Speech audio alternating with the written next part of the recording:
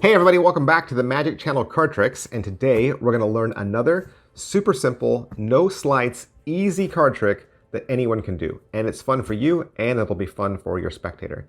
Today's trick is called Tapestry. What's a tapestry? A tapestry is a large piece of fabric, okay? And we're going to tell our spectator that as we lay the cards out on the table, that they form a large piece of fabric or maybe a large piece of paper. And we're going to allow the spectator to make all the choices as they fold that fabric over. And no matter what choice they make, the results will always be the same. Now, we don't know who the original creator of this trick is. We know it was originally published in English as a trick called Mr. Koenig's Tapestry. It was found in the book series Apocalypse. It's actually in volume 14, number 3, which was published in March of 1991 in New York. It's on page 1902. And it's in a lot of beginning level magic tricks. You can find this in a lot of books. But today we're going to do our setup, and I'm going to make it super easy for you so that you don't need a book. Okay. First thing I want you to do is pull out 4 of a kind. It can be any 4 of a kind you want. I'm going to use the 4 kings, but it should be 4 of a kind. That's going to make the most sense to your spectator. Okay. Now, you're going to lay these 4 of a kind out in a diagonal grid, starting from your right side over here. So I'm going to lay this out as 1, 2, 3, 4, just like that. Okay? 1, 2, 3, 4. Now, I'm going to take the remainder of the deck and fill in all the empty spaces. So, for instance, this would be 2, right? Then 3, then 4.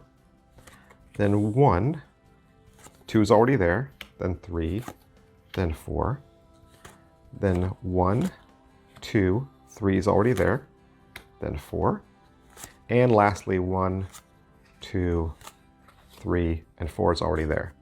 Now the rest of these cards don't matter. We're only concerned about our kings, which are going across right here.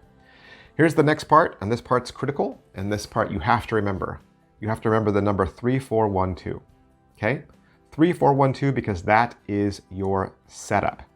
When you lay the cards out like this, you're going to tell your spectator that you're going to turn over some random cards. And you're going to turn over the 3rd card, the 4th card, the 1st card, and the 2nd. Okay? And again, this is from you. So I'm going to turn over this card here, which is the 3rd card. This card here, which is the 4th card. The next one down here, which is the 1st card. And the next one here, which is the 2nd card. And again, it doesn't matter which cards you turn over, just so long as they are 3, 4, 1, 2. They could be any face, all right?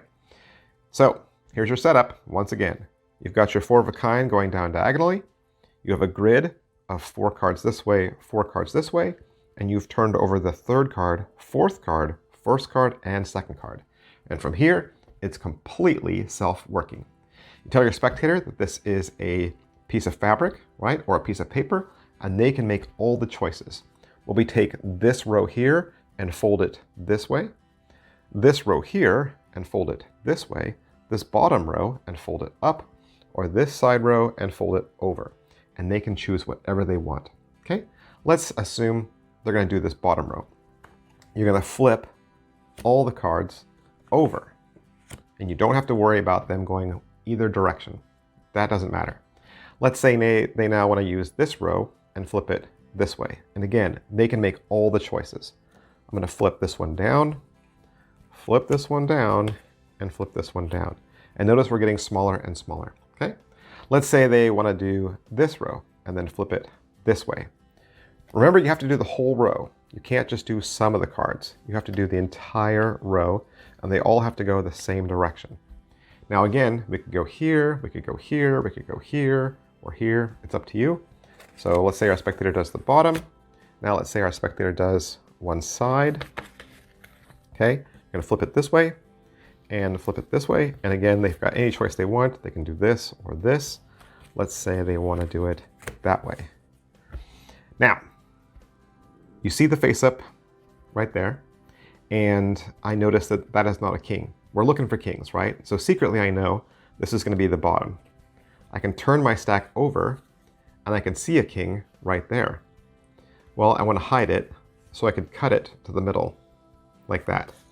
The other thing you could do is when it's just sitting there like this, you could just give the cards a cut.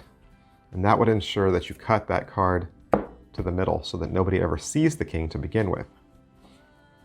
Now you're going to turn the cards over and you're going to do your reveal. And as you spread, only the 4 kings will be revealed, or whichever cards you wanted. Okay? So do you want to see what that looks like one more time? You want to see it fast? You're going to set your kings up in a diagonal row, or again, like I was saying, it can be any 4 of a kind you like, right? And we're going to call these positions 1, 2, 3, and 4. Okay?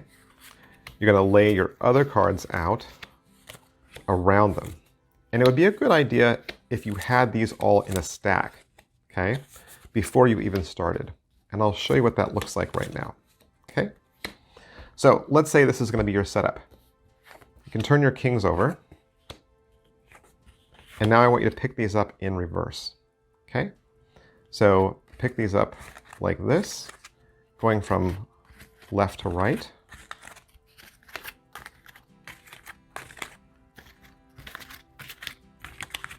Okay, and now it'll work exactly as you want. That's 1, 2, 3, 4, and your king is in the first position. 1, 2, there's your king again. 3, 4. 1, 2, 3, there's your king again. 4, and 1, 2, 3, 4, there's your king again. That way, if you lay them down like this, the setup is already done right in front of the spectator, and they won't assume anything. You just say, hey, we're going to do this, random trick with these cards, and I'm going to turn a couple of cards over to make it interesting. So I'll turn over this one, and maybe this one. Let's do the first one, and I don't know, let's do this one, something like that. And then you tell them they can make all the choices they want. So let's say they want to flip this over. They want to flip this over. They want to flip that over. And don't be worried that the kings keep popping up like that. No one's looking for the kings, so it's fine, okay? So here I see that there's a king on the bottom, but it doesn't matter. I'm just going to still do my cut like that and cut it right to the center. And then, when I fan the cards, the kings are once again the only cards that are face up. And that is how you do Tapestry. Any questions? You can always watch this video again, pause, rewind at the special parts that you're still confused about. Practice it and have a lot of fun with this. Don't forget to like, subscribe, and follow. And I'll see you guys next week. Bye.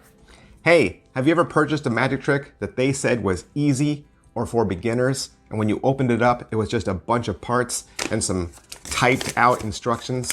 Like, how are you supposed to figure out how to do a trick with instructions that are this small and there's just no detail, right? No video, no pictures. You're so disappointed. You wanted to learn how to do this trick, you thought it'd be fun, and then when you got it in the mail, you were sorely disappointed. I want to help you. This channel wants to help you. I have a whole playlist of instructional videos that'll walk you through my personal handling on these tricks plus many more. Now, obviously, you need to own the tricks, right? You need to own the tricks in order to perform them. You won't be able to do any of these tricks unless you actually own them. But another great way to use this channel is as a way to look at tricks that are available on the market and to decide whether those tricks are going to work for you. I purchase all of my tricks from penguinmagic.com. And so if you'd like access to that playlist, if you would like to see kind of behind the scenes and get my personal handling for these tricks plus many more, you can hit the join button down below and subscribe to this channel for only 99 cents a month. And as long as you're a subscriber, you'll have access to those videos plus any new ones I continue to make. Thanks for watching, guys, and I'll see you next week.